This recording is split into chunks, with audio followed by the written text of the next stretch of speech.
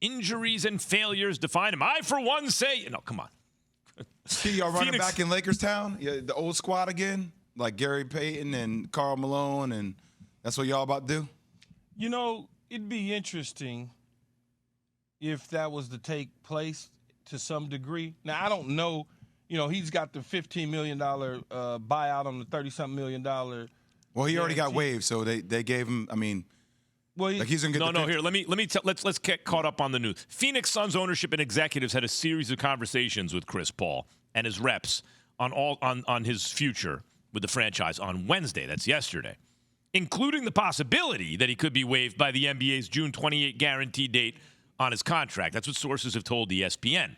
The Suns insist they're still working through several possibilities for Chris Paul's future and reiterated that his representatives later Wednesday afternoon, they reiterated that they're still working through several possibilities to Chris Paul's representatives yesterday afternoon, sources said. Okay, good. I'm glad you cleared that up.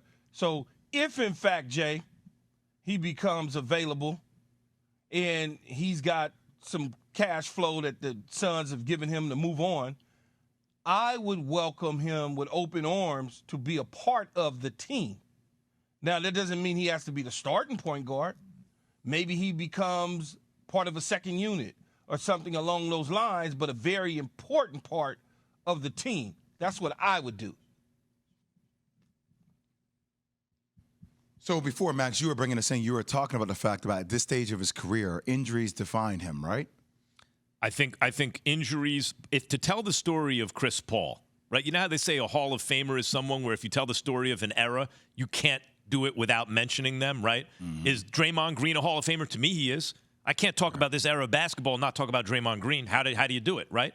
In the Hall of Fame of Chris Paul's career, because he is going to be a Hall of Famer, injuries and failure to win a championship they're in the Hall of Fame of his career. Like, you can't really describe his career without touching on those, because one's related to the other probably. If Chris Paul had better health in the playoffs, he probably already has a championship. You see, King, I love CP3.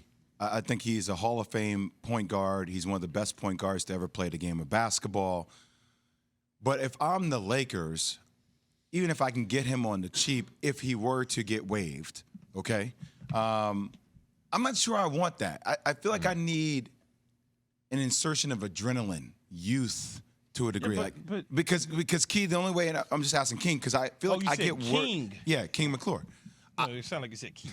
No, King. There you go. I feel like when at the end of the year, it's always a point where something happens to him. Key and I always talk about that. Certain things happen to certain people when you feel like you need them. Like, once again, this year with him again. And if I already got that issue potentially with LeBron at 38, do I want to add another dimension to that, even if it is on the cheap?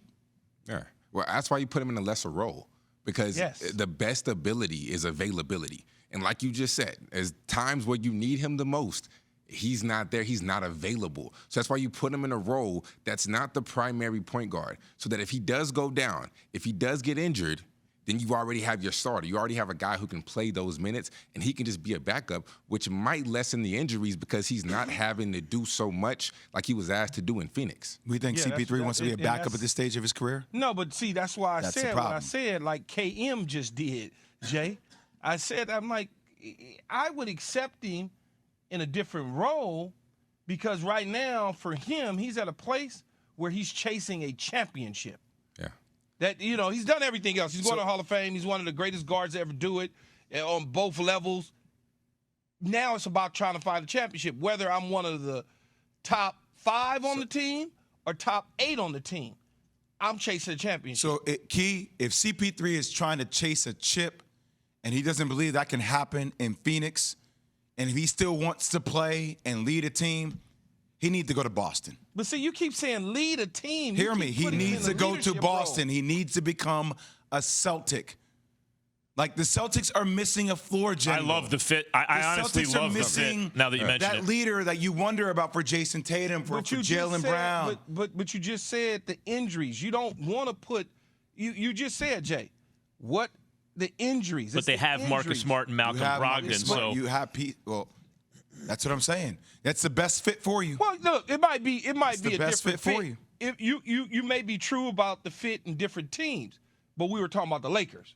I Right? know. I changed it. We didn't open up the floor. I to changed other it. teams. I changed it to another you did team. some slick stuff. Yeah, exactly. Yeah. I'm just So, saying. King, do you agree with the Celtics thing? I love the fit now that he mentioned it. I love the fit because there's no pressure on him to be able to perform. What he does is he helps Marcus Smart become a better leader, a better floor general, but there's no pressure on him. So if he goes down, if he's not available when they need him the most, it's okay. And by the way, you can still shoot it and everything. And by the way, Sam Cassell is now on your bench, right? Yeah. With Joe Mazzulla. Now you have that person who's in the locker room and says, no, wake up. This is what we need to do. But also can play, hold on, he also can play on the court and can help them navigate those difficult times where it seems like there's no pilot. Right? But can we get back? I agree. I think it's a great fit. But let's examine the Lakers for a second. I do think that it makes some sense for the Lakers because if he can be had on the cheap, because he's already getting, if he gets bought out, let's say, or waived and gets bought out, he's going to get 15-something million, right? So that takes up a lot. If he can be had on the cheap, then even if you pencil him in, you say we're going to try to keep it closer to the 25 minutes or under a game. So, Chris, so that you're healthy for the playoffs. It's not that you can't still play. It's that we'd like you to play those minutes through the playoffs. That's why we're bringing you in, right? So if you can sell that to them, that does make some sense for them, Jay. You don't think it makes sense for the Lakers? I mean, I think what else are you surrounded? Is he just an additive piece? Yeah, like you're keeping Reeves, you're keeping Hachimura, which this would allow you to do ostensibly. Thanks for watching ESPN on YouTube. For live streaming sports and premium content, subscribe to ESPN+.